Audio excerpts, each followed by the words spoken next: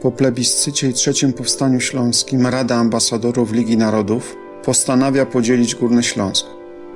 Niemcy dostają jego większy fragment, ale za to większość górnośląskiego przemysłu przyznana zostaje Polsce. Wkrótce zaczyna się wytyczanie granicy.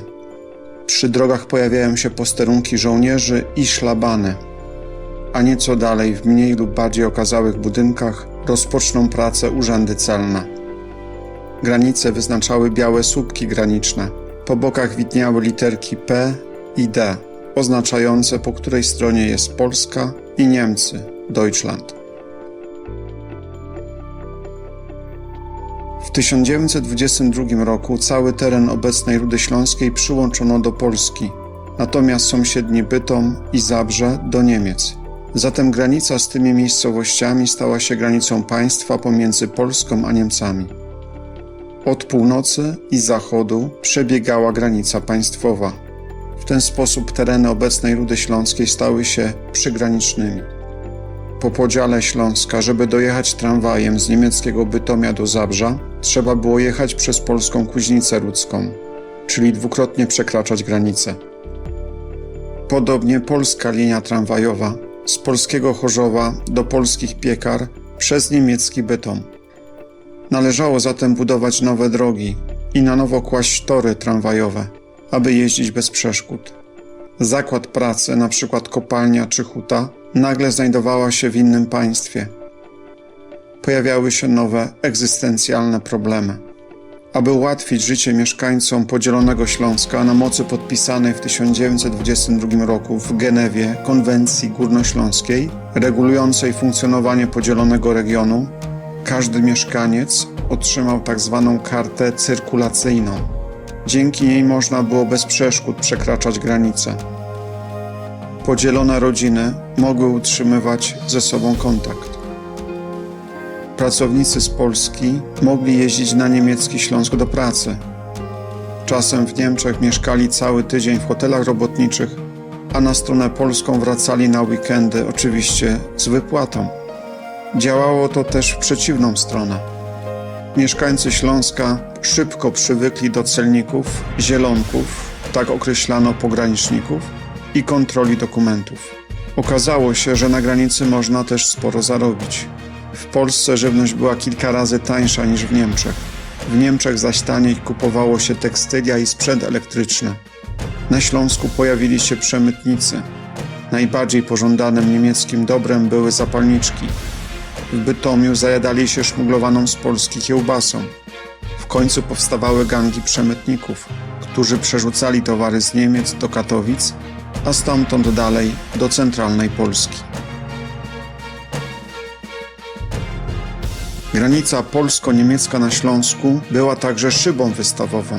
Jedna i druga strona chciała pokazać, że najlepiej potrafi zadbać o region, a przy okazji przyciągnąć, przekonać do siebie jak najwięcej ludzi. Stąd biorą się wielkie inwestycje na tych terenach. W Katowicach powstała ultranowoczesna dzielnica wybudowana w stylu funkcjonalistycznym, a jej ozdobą był jedyny w tej części Europy wieżowiec z prawdziwego zdarzenia. Niemcy, by pokazać swoją prężność i bogactwo, postanowili stworzyć wielką górnośląską metropolię, która miała powstać po połączeniu Zabrza, Gliwic i Bytomia. Śląskie Trójmiasto miało stać się przeciwwagą dla polskich Katowic. Śląskie sąsiadujące miejscowości stały się przygranicznymi. Do niemieckiej części Górnego Śląska w rejonie obecnej Rudy Śląskiej należały Bytom, Zabrze, wówczas Hindenburg, Zaborze, Biskupice, a do części polskiej Pawłów, Kończyce, Ruda czy Rudzka Kuźnica. Sama Ruda wskutek podziału Górnego Śląska stała się najbardziej wysuniętą na zachód gminą polskiej części górnośląskiego rejonu przemysłowego, a tym samym miejscowością nadgraniczną. W związku z tym w Rudzie znajdowało się kolejowe przejście graniczne i aż 4 drogowe przejścia graniczne pomiędzy kolonią Karol Emanuel i Zaborzem, ulica Zabrzańska, z kolonii Szczęść Boże do Biskupic, obecnie ulica Szczęść Boże, pomiędzy Rudzką Kuźnicą i Biskupicami, dzisiejsza ulica Jana III Sobieskiego, oraz w kierunku Bobrka, teraźniejsza ulica Piastowska. Do obecnych czasów zachowało się kilka budynków, w których mieściły się kiedyś strażnice graniczne lub urzędy celne. W naszym filmiku możecie Państwo je obejrzeć.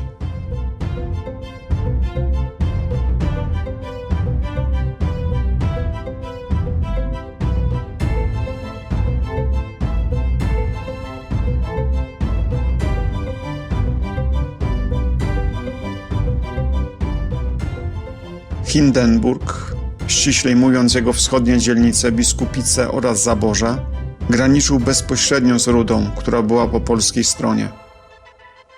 Dzisiejszy budynek na pograniczu Zaborza i Rudy, Wolności Zabrzańska, był posterunkiem granicznym. Na ulicy Bytomskiej granica znajdowała się w miejscu, gdzie dziś można zjechać na stare osiedle Rudzka Kuźnica, a droga główna zakręca w lewo. Właśnie ta droga odbijająca w lewo wraz z linią tramwajową przejeżdżającą na północ od drogi została wybudowana w 1926, tak aby mieszkańcy niemieckiego Zabrza podróżujący do niemieckiego Bytomia nie musieli kawałek jechać przez polską Rudę i dwukrotnie przekraczać granicę, aby wjechać do niemieckiego Bobrka, dzisiejsza dzielnica Bytomia. Po dojściu Hitlera do władzy strona polska zaczęła granicę na Górnym Śląsku fortyfikować. Wokół bytomskiego klina powstał system fortyfikacji stałych, nazwanych obszarem warownym Śląsk. Został on rozbudowany do 1939 roku od Tąpkowic po Pszczynę, tworząc linię obronną długości ponad 60 km. z ponad 170 betonowymi schronami bojowymi, zasiekami kolczastymi, zaporami przeciwczołgowymi czy transzejami.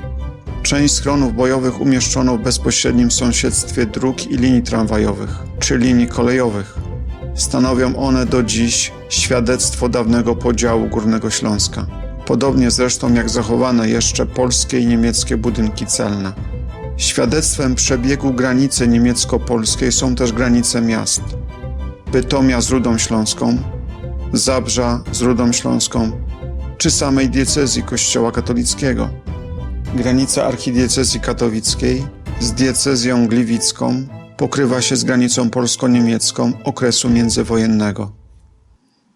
Owymi niemymi świadkami są też zachowane jeszcze w wielu miejscach domy celne polskie i niemieckie, jak w Rudzie Śląskiej czy Zabrzu.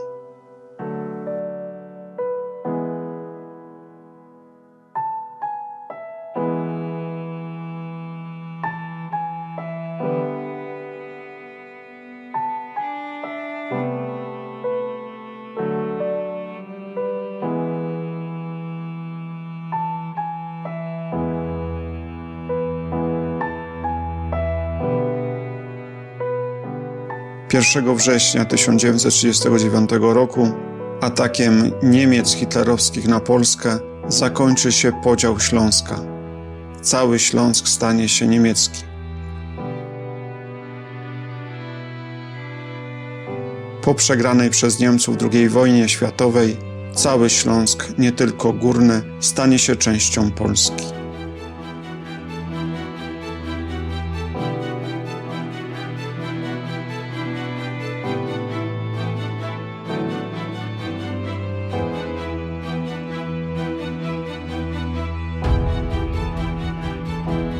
Zapraszamy do subskrypcji naszego historycznego kanału. Kliknij na czarną ikonkę Pro Patria Poland Film i subskrybuj. Dziękujemy i do zobaczenia.